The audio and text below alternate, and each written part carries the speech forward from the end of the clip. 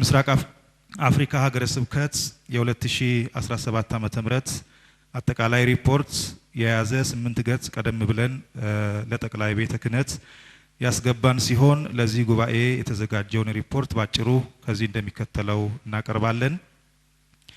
የምስራቅ አፍሪካ ሀገረ ስብከት በውስጡ ከ6 በላይ ሀገሮችን የያዘ ሲሆን ቤተክርስቲያን የተመሰረተባቸው አገልግሎት ያገኙ ያሉ ሀገሮች ግን ጥቂቶች ናቸው። እነዚህም በኬንያ 4፣ በኡጋንዳ 4፣ በሩዋንዳ 1 በድምሩ 9 አብያተ ክርስቲያናት ያሉን ሲሆን በታንዛኒያ በመንግስት ደረጃ ቤተክርስቲያን ለመመስረት የሚያስችል ሙሉ ፈቃድ የተገኘ ሲሆን በብፁዕ አባታችን ከፍተኛ ድጋፍ ሰጪነት የመጀመሪያውን ቤተክርስቲያን ለመመስረት ከፍተኛ እንቅስቃሴ እየተደረገ ይገኛል። በማላዊ ሀገር ለመጀመሪያ ጊዜ የኢትዮጵያ ኦርቶዶክስ ተዋሕዶ ቤተክርስቲያንን ለመመስረት ከማላዊ ዜጎች ጋር እንቅስቃሴ ማድረግ ተጀምሯል። ከዚህ በመቀጠል ወደ ብፁዕ አባታችን አቡነ ማቴዎስ ሐዋርያዊ ጉዞ ገባለሁ። የ2017 ዓመተ ምህረት ሪፖርታችንን የምንጀምረው ብፁዕ አባታችን አቡነ ማቴዎስ ባደረጉት ሐዋርያዊ ጉዞ ነው። ብፁዕነታቸው በበጀት ዓመቱ ለ3 ጊዜ ሐዋርያዊ ጉዞ ያደረጉ ሲሆን 2 ጊዜ በኡጋንዳ 1 ጊዜ ደግሞ በኬንያ ልዩ ሐዋርያዊ ጉዞ አድርገዋል። ብፁዕነታቸው ባደረጉት ሐዋርያዊ ጉዞ በስደት ላይ ላለችው ቤተክርስቲያን ሁለንተናዊ አገልግሎት እድገት የሚረዱ ልዩ ልዩ አስተዳደራዊ መመሪያ አስተላልፈዋል። በአብያተ ክርስቲያናቱ የተከናወኑና እየተከናወኑ ያሉ ልዩ ልዩ የልማት ስራዎችን ጎብኝተዋል። እንዲሁም ትምህርታቸውን ሲከታተሉ ለቆዩ ደቀ መዛሙርት በኬንያ 4 2ቱ ኬንያውያን ናቸው። በኡጋንዳ 13 የዲቁናና ቅስና ማዕረግ ሰጥተዋል። በተለይም ማዕረገ ዲቁና የተቀበሉ ኬንያውያን ቤተክርስቲያናችን የሀገሩን ሰርዶ በሀገሩ በሬ የሚለውን መርህ በመከተል ኬንያውያንን በራሳቸው ልጆች የማስተማር እቅድ በመያዝ አንድ ኬንያዊ አስፈላጊ የቤተክርስቲያኒቱን ትምህርት እንዲማር ከተደረገ በኋላ በስብከተ ወንጌል ስር ሆኖ ኬንያውያንን እና ሌሎች ዜጎችን በእንግሊዝኛ እና በሱሃልኛ ቋንቋ እንዲያስተምር በቋሚነት እንዲቀጠር ተደርጓል።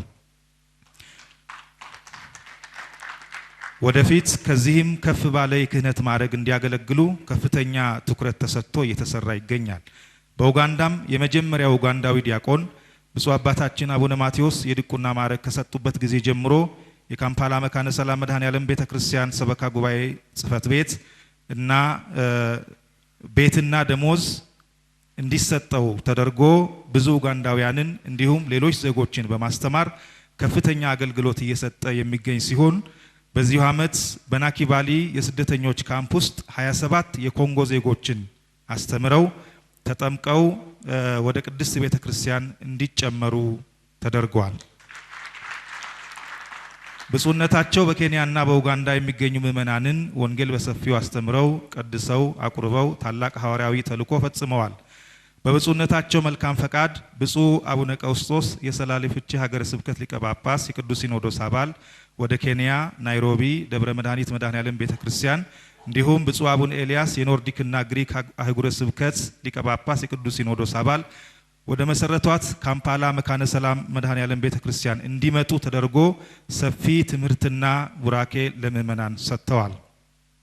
ብፁዕነታቸው በሚያዝያ ወር በኡጋንዳ ካምፓላ በነበራቸው ሐዋርያዊ ጉዞ የኡጋንዳውን ፕሬዝዳንት ዮዌሪ ካጉታ ሙሴቬኒን በቤተ መንግስታቸው ተገኝተው ባደረጉት ውይይት የኡጋንዳ መንግስት ለቤተ ክርስቲያናችን መስፋፋት ላደረገው ከፍተኛ እገዛ ምስጋና አቅርበው ቤተ ክርስቲያናችን ካላት የቦታ ጥበት የተነሳ የተለያዩ ልማቶችን ማከናወን አለመቻሏን ገልጸው ክቡር ፕሬዝዳንቱ ይህንን ችግር በዘላቂነት እንዲፈቱ ባቀረቡት ጥያቄ መሰረት ክቡር ፕሬዝዳንቱ ብፁዕነታቸው ያቀረቡትን ሐሳብ ተቀብለው ችግሩን እንዲፈቱ ቃል የገቡ ሲሆን ለዚህም የሚሆን የቦታ ጥናት ተደርጎ በኡጋንዳ የኢትዮጵያ ኤምባሲ በኩል እንዲቀርብላቸው መመሪያ አስተላልፈዋል።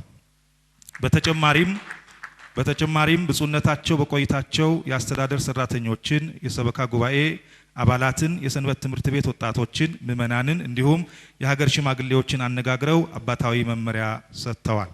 የስብከተ ወንጌል አገልግሎትን በተመለከተ በሀገረ ስብከታችን ውስጥ በበጀት ዓመቱ ልዩ ልዩ መንፈሳዊ አገልግሎትና የስብከተ ወንጌል አገልግሎት የተከናወኑ ሲሆን በሀገረ ስብከቱ ውስጥ ባሉ አድባራት የኪዳን ጸሎት፣ የቅዳሴ አገልግሎት፣ በአጽዋማት የሰዓታት ጸሎትና የስብሐተ ነግ አገልግሎት እንዲሁም በዓመት በዓላት ሥርዓተ ማህሌት ያለማቋረጥ ተደርሷል። የስብከተ ወንጌል አገልግሎት በየሳምንቱ እሁድና በበዓላት እንዲሁም በሰንበት ትምህርት ቤት አዳራሽ እና በሳምንታዊና ወራዊ ጉባኤዎች በአማርኛ፣ በትግርኛ፣ በእንግሊዝኛና በስዋሂልኛ ቋንቋዎች በልዩ ሁኔታ ተሰጥቷል።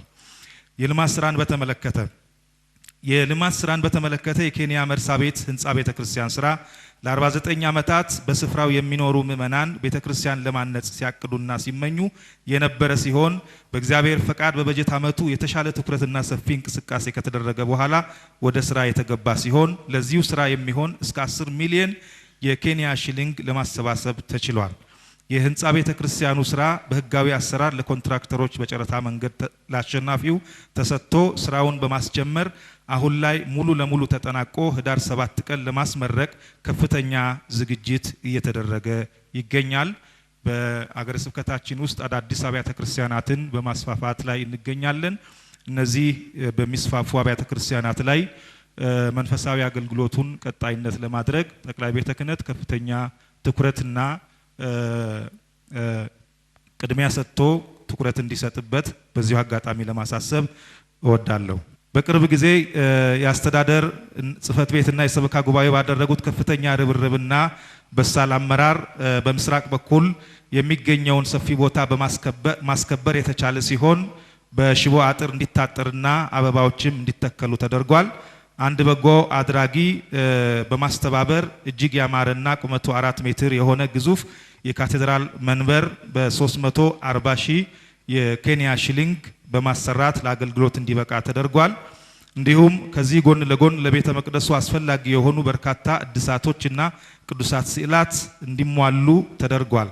በካኩማ የስደተኞች ካምፕ በሚገኘው ምስካየ ስዱራን መድኃኔዓለም ቤተክርስቲያን የተለያዩ የልማት ስራዎች የተሰሩ ሲሆን በዚሁ ሰበካ ጉባኤ በሚተዳደረው ቅዱስ ገብርኤል ቤተክርስቲያን ለተከራዩ ቤቶች የጋራ መጸዳጃ ቤት እንዲታነጽ ተደርጓል። በኡጋንዳ ካምፓላ መካነ ሰላም መድኃኔዓለም ቤተክርስቲያን በ2016 ዓመተ ምህረት በተገዛው ቦታ የአጥር ግንባታ፣ የኮብልስቶን ንጣፍ እና የጥበቃ ቤት ግንባታ በ38 ሚሊዮን 545 ሺህ የኡጋንዳ ሽሊንግ ድጋፍ ተደርጎ እንዲሰራ ተደርጓል። በተጨማሪም በቤተ ክርስቲያን ግቢ የሚገኘው የመጸዳጃ ቤት ሰፕቲክ ታንክ በመበላሸቱ ከግቢ ውጪ ፍሳሽ እያስወጣ በመሆኑ ዘላቂ መፍትሄ እንዲያገኝ በማሰብ በአዲስ መልክ በ16 ሚሊዮን 256 ሺህ የኡጋንዳ ሽሊንግ ወጪ ተደርጎ እንዲሰራ ተደርጓል።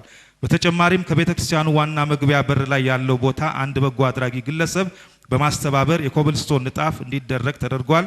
በዚሁ ሰበካ ጉባኤ የሚተዳደረው ቅድስት ኪዳነ ምሕረት ቤተክርስቲያን የምእመናን ማስቀደሻና የሱባኤ መያዣ ቦታ፣ የካህናት ማረፊያ 2 ክፍል የወንድና የሴት መጠመቂያ ጸበል ቤት እና አንድ መለስተኛ አዳራሽ እንዲገነባ ተደርጓል። በተጨማሪም በስደተኞች ካምፕ የምትገኘው የናኪባሊ ማርያም ቤተክርስቲያን የቦታ ጥበት የነበራት ሲሆን ይህንንም ችግር አንድ በጎ አድራጊ ግለሰብ በማሳሰብ ቤተክርስቲያኒቱ አጠገብ ያለውን ቦታ በመግዛት በ28 ሚሊዮን የኡጋንዳ ሽሊንግ እንዲገዛ በመደረጉ የነበረው ችግር እንዲፈታ ተደርጓል። በዚህም በተጨማሪ ለካምፓላ መካነ ሰላም መድኃኔዓለም በስሩ ለሚተዳደሩ አድባራት ልዩ ልዩ አልባሳት፣ ቅዱሳት መጻሕፍትና የሙሽሮች ካባ እንዲሁም ልዩ ልዩ አልባሳት ከኢትዮጵያ እንዲመጡ ተደርጎ ለቤተክርስቲያኑ ከፍተኛ ድጋፍ ተደርጓል። የ2017 ዓመተ ምህረት የፐርሰንት ክፍያን በተመለከተ በመጨረሻም እንደ ምስራቅ አፍሪካ ሀገረ ስብከት ዓመታዊ ሪፖርታችንን እንድናቀርብ ስለተፈቀደልን እያመሰገንን ዓመታዊ የመንበረ ፓትርያርክ ፐርሰንት ድርሻ አጠቃላይ ድምር 3800 የአሜሪካን ዶላር ገቢ ያደረግንበትን የባንክ ስሊፕ ብፁዕ አባታችን አቡነ ማቴዎስ የሀገረ ስብከታችን ሊቀ ጳጳስ ለቅዱስነታቸው እንዲያስረክቡ ጠይቃለሁ። አመሰግናለሁ።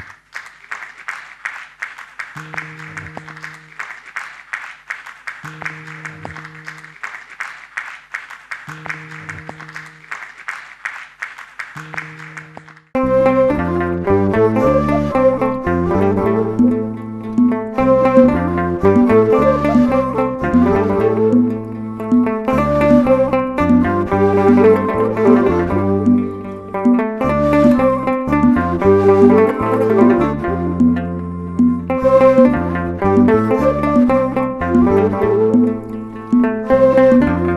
አሜን።